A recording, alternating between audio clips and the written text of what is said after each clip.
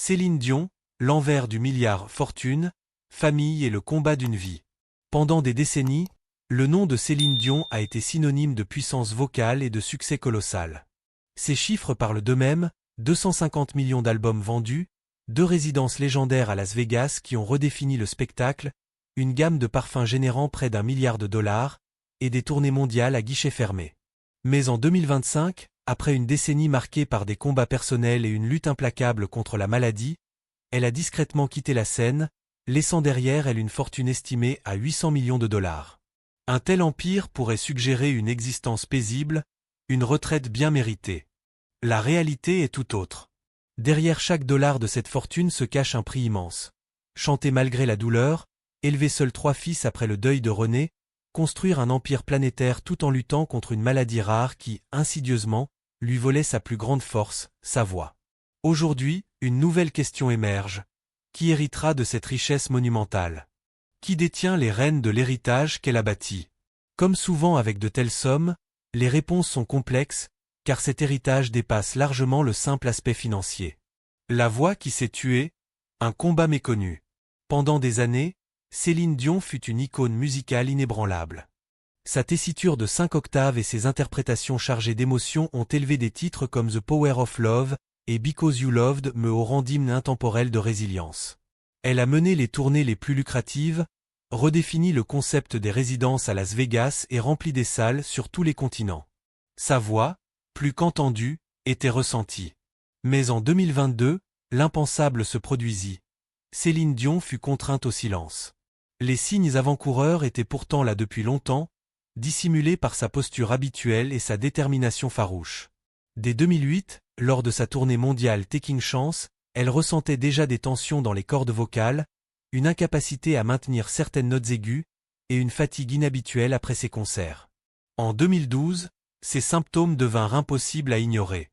Un évanouissement lors d'une répétition mena à un diagnostic de faiblesse des cordes vocales. Malgré cela, le spectacle devait continuer. En 2018, elle dut reporter des concerts à Vegas, révélant une maladie rare affectant sa trompe d'Eustache, impactant son audition et son équilibre. La vérité complète n'éclata qu'en décembre 2022, lorsque Céline annonça publiquement un diagnostic déchirant, le syndrome de la personne raide, SPS. Cette maladie neurologique auto-immune extrêmement rare, touchant environ une personne sur 1 million, provoque des raideurs musculaires incontrôlables, des spasmes douloureux et une mobilité réduite. Pour Céline, cela signifiait d'importantes difficultés à chanter. « Je fais face à des problèmes de santé depuis longtemps », confessa-t-elle dans une vidéo Instagram poignante. « On m'a récemment diagnostiqué une maladie neurologique très rare. Malheureusement, ces spasmes affectent chaque aspect de ma vie quotidienne. » Le choc fut mondial. Les fans, habitués à son énergie inépuisable, réalisèrent l'ampleur des douleurs physiques qu'elle avait endurées en secret pendant des années. Sa tournée Courage de 2023 fut annulée.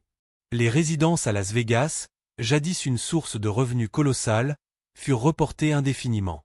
Les rumeurs d'une retraite définitive commencèrent à circuler. Pourtant, Céline Dion refusa de se laisser vaincre. Soutenue par ses 3 fils René Charles et les jumeaux Nelson et Eddie, elle s'engagea dans un programme quotidien intensif de thérapie physique, vocale et neurologique. Sous la supervision du docteur Amanda Piquet, spécialiste en neurologie auto-immune à l'Université du Colorado, elle aborda sa rééducation avec la même discipline qui l'avait animée lors de ses années de 100 spectacles par an. Elle suivit des traitements IV et une gestion agressive des symptômes, combinant médicaments et thérapies personnalisées. En juin 2024, le monde retint son souffle en la voyant faire un retour surprise à la cérémonie d'ouverture des Jeux Olympiques de Paris. Interprétant l'hymne à l'amour depuis la Tour Eiffel, elle apparut plus fragile, mais rayonnante d'une lumière intérieure. Ce n'était plus une démonstration de virtuosité vocale, mais une incarnation de pure puissance émotionnelle. Pour une femme dont la voix avait jadis ému des millions, il s'agissait désormais d'un acte de survie, de courage et de grâce. Ce retour n'était pas seulement symbolique, il témoignait de la lutte continue de Céline Dion, non seulement pour chanter, mais pour vivre pleinement. Le monde, ému, l'écoutait. Des racines modestes à la renommée mondiale. Céline Marie-Claudette Dion est née en 1968 à Charlemagne, une petite localité à une trentaine de kilomètres au nord-est de Montréal.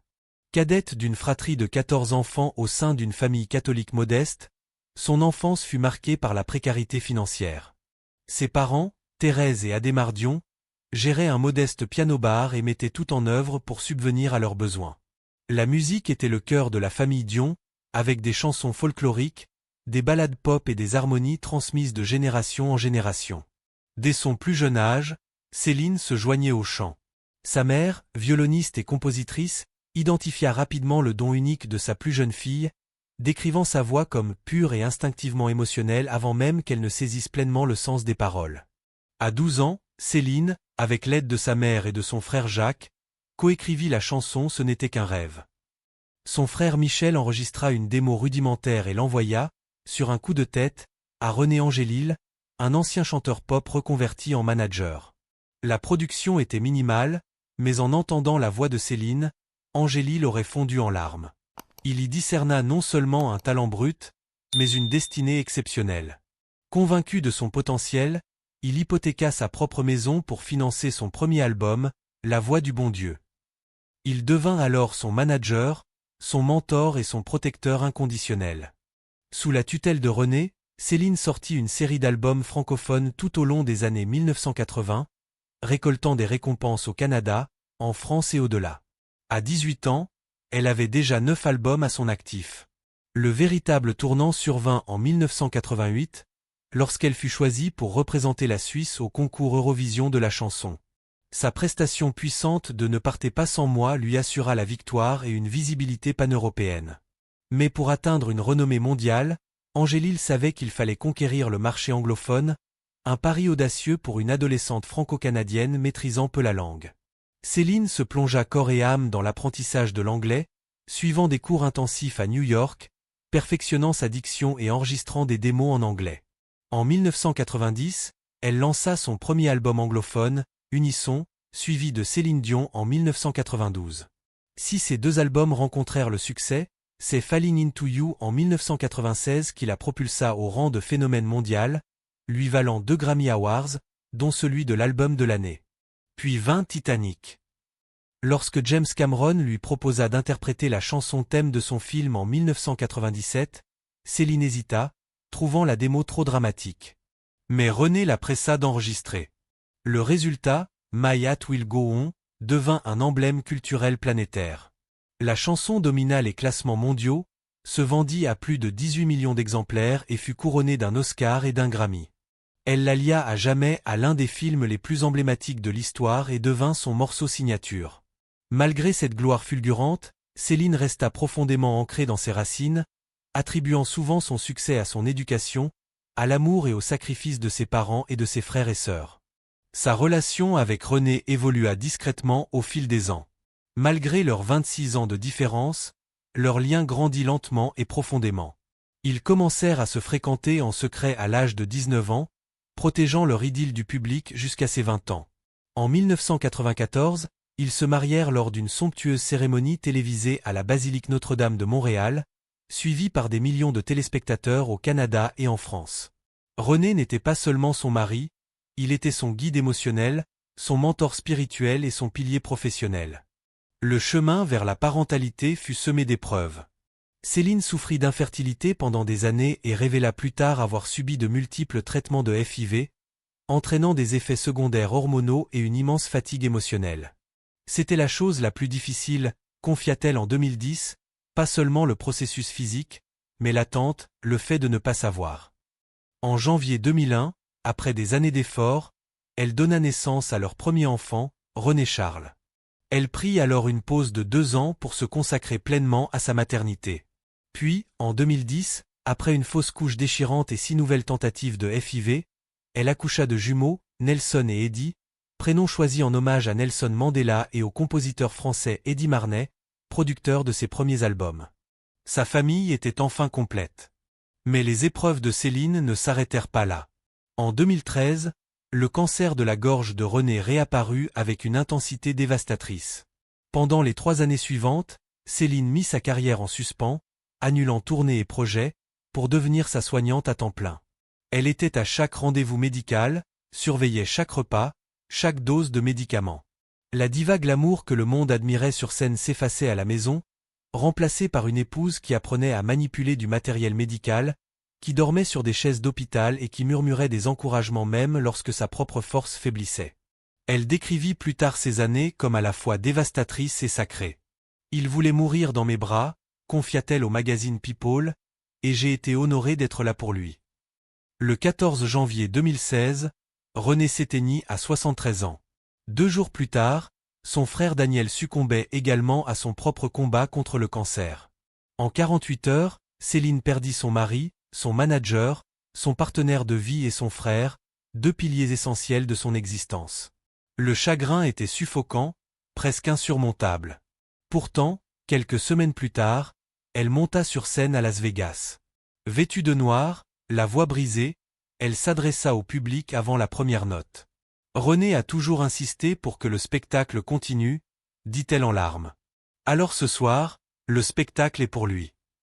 La foule se leva, silencieuse, unie dans le deuil et l'admiration. À partir de cette nuit, chaque performance acquit un poids nouveau. Les chansons d'amour, les ballades puissantes, les rappels, ce n'était plus seulement du divertissement. C'étaient des actes de survie, des hommages à l'homme qui avait forgé sa vie et des promesses tenues aux enfants qu'ils avaient élevés ensemble.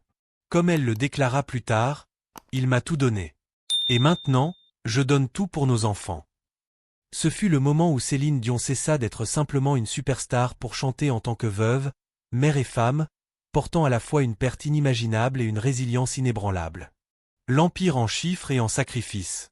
En 2025, la fortune de Céline Dion est estimée à 800 millions de dollars. Un chiffre ahurissant, dépassant le PIB de certains petits pays, et pourtant chaque centime fut gagné à la sueur de son front, au prix de l'épuisement, du chagrin et du sacrifice. Ce n'est pas seulement une histoire de triomphe financier, c'est le récit d'une vie entière passée à donner plus qu'elle n'avait. Sa fortune ne provient pas uniquement des ventes d'albums. Certes, elle a vendu plus de 250 millions de disques, mais derrière ce chiffre se cachent des milliers d'heures de répétition, des mois passés sur les routes, et des années à se battre pour s'imposer dans une industrie souvent dominée par les hommes. Sa transition de chanteuse francophone du Québec à icône mondiale fut non seulement risquée, mais révolutionnaire, et elle porta ses fruits. Ses revenus de carrière, rien que pour les albums, sont estimés à plus de 250 millions de dollars. Puis vint Las Vegas. Lorsque Céline accepta de lancer une résidence au César Palace en 2003, les experts de l'industrie furent sceptiques. À l'époque, une résidence à Vegas était souvent perçue comme la fin de carrière des stars vieillissantes. Céline, elle, renversa la vapeur. A New Day devint un phénomène culturel, rapportant 385 millions de dollars.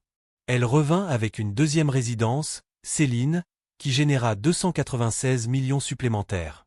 Au total, ces résidences à Vegas ont amassé plus de 680 millions de dollars et ont redéfini ce que pouvait être un spectacle live à long terme. Mais derrière ces chiffres se cachaient des milliers de nuits loin de ses enfants, rentrant dans une suite d'hôtels pendant que le monde dormait. Ces tournées mondiales, encore plus éprouvantes, ont généré un revenu brut total de 1,1 milliard de dollars, la plaçant parmi les artistes live les plus rentables de l'histoire. Mais cela s'est fait au prix de souffrances physiques que peu ont soupçonnées. Son équipe a admis plus tard qu'elle avait mené des tournées entières avec des spasmes musculaires, de l'insomnie et une douleur croissante au diaphragme et à la colonne vertébrale, autant de symptômes précoces de la maladie neurologique qui finiraient par menacer sa carrière. Pourtant, elle offrait à chaque public un spectacle complet. Céline n'a jamais été du genre à annuler à la légère. En dehors de la musique, elle a bâti un empire commercial discret. Sa ligne de parfums, Céline Dion Parfum, lancée en 2003, a dépassé toutes les attentes. Soutenue par Coty, elle a généré plus de 850 millions de dollars en vente au détail mondial. Les experts estiment qu'elle a personnellement touché entre 50 et 75 millions de dollars en redevances grâce à cette seule entreprise. Elle est également devenue une figure emblématique dans les publicités de L'Oréal et d'Air Canada, des contrats qui ont rapporté des dizaines de millions supplémentaires. Ses biens immobiliers s'étendent sur plusieurs continents, reflétant les différentes étapes de sa vie. La propriété en Floride, une maison futuriste en bord de mer avec un parc aquatique privé, fut construite en pensant à René et aux enfants. Elle fut vendue en 2017 pour 38,5 millions de dollars, bien qu'initialement listée à 72 millions. Sa maison de Las Vegas, estimée entre 10 et 12 millions de dollars, est devenu un havre de paix pendant ses résidences, conçu pour le confort et la discrétion. À Montréal, son domaine sur l'île Gagnon, estimé à 25 millions de dollars, demeure l'une des résidences de célébrités les plus emblématiques du Canada. Et à Paris, elle conserve un appartement discret, un clin d'œil à son public européen qu'il avait adopté bien avant Hollywood. Elle a également investi dans des projets qui lui tenaient à cœur, tels que Nickel Grill et Bar, une chaîne de restaurants décontractés qu'elle a cofondée au Québec, et Céline Nunu, une ligne de vêtements pour enfants progressistes et non genrés. Si aucun n'a généré des revenus comparables à ceux de Vegas, il portait l'empreinte de Céline. Elle n'a jamais oublié d'où elle venait, et elle n'a jamais laissé son empire s'éloigner de sa famille. Mais voici la vérité derrière cette richesse, rien de tout cela ne s'est fait sans douleur. Chaque dollar a été gagné en surmontant le chagrin, l'épuisement ou la maladie. Elle a enregistré des albums tout en suivant des traitements de FIV, s'est produite dans des arènes pleines quelques semaines après les funérailles de son mari, et a tourné des publicités tout en dissimulant les symptômes d'une maladie neurologique rare qui finirait par la réduire au silence. Ses 3 fils René Charles, qui poursuit désormais sa propre voie musicale sous le nom de RC Angélil, et les jumeaux Nelson et Eddie, comprennent la vérité derrière les projecteurs d'une manière que peu d'autres comprendront jamais. Après la mort de leur père René en 2016, Céline est devenue à la fois l'encre et le moteur de la famille. Elle n'était pas seulement la voix sur scène, elle était les mains qui préparaient leur sac d'école, les bras qui les réconfortaient dans le deuil, et la présence constante qui ne les quittait jamais vraiment, même pendant les tournées mondiales. Ces garçons l'ont vu répéter jusqu'à ce que son corps tremble, pour ensuite rentrer dans la suite et leur préparer le dîner. Ils l'ont vu essuyer le maquillage de scène et les bordeurs avec des berceuses, parfois chuchoter, lorsque sa voix était trop fragile pour chanter. Elle a dit un jour, « Être maman est le plus grand rôle de ma vie », et ces mots n'étaient pas préparés pour des interviews.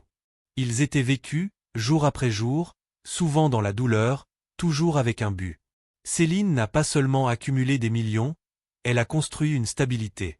Elle a laissé un héritage non seulement musical, mais maternel, en s'assurant que ses fils ne connaîtraient jamais la faim, l'incertitude ou la lente et difficile ascension qu'elle a elle-même vécue en tant que benjamine d'une fratrie de 14 enfants dans une modeste maison à Charlemagne. Pour le monde extérieur, son empire pourrait se mesurer en dollars, en flacons de parfum et en disques de platine. Mais pour ses fils, il se mesure en souvenirs, leur mère penchée sur les devoirs avec une bouillotte attachée au dos, ou poussant à travers une séance photo tout en dissimulant les premiers symptômes de la maladie qui finirait par la réduire au silence. Ces 800 millions de dollars, ce n'est pas seulement ce que Céline Dion a gagné, c'est ce qu'elle a enduré. Même avec tout ce succès, tout cet argent, l'histoire de Céline Dion n'a jamais vraiment été une histoire de richesse. C'était une histoire d'amour. Amour pour la musique, pour sa famille, pour les êtres qu'elle a perdus et pour les garçons qu'elle élève seule. Cette fortune de 800 millions de dollars, ce ne sont pas seulement des chiffres dans une banque, c'est une vie entière de sacrifices, de dépassement de soi, d'efforts répétés là où il aurait été plus facile d'abandonner. Alors que va-t-il se passer maintenant? Qui héritera de cette immense fortune? Et quand feront-ils? Dites-nous ce que vous en pensez dans les commentaires. Si cette histoire vous a touché, mettez un j'aime, partagez-la avec un ami fan de Céline, et n'oubliez pas de vous abonner pour d'autres récits sur les vies derrière les légendes.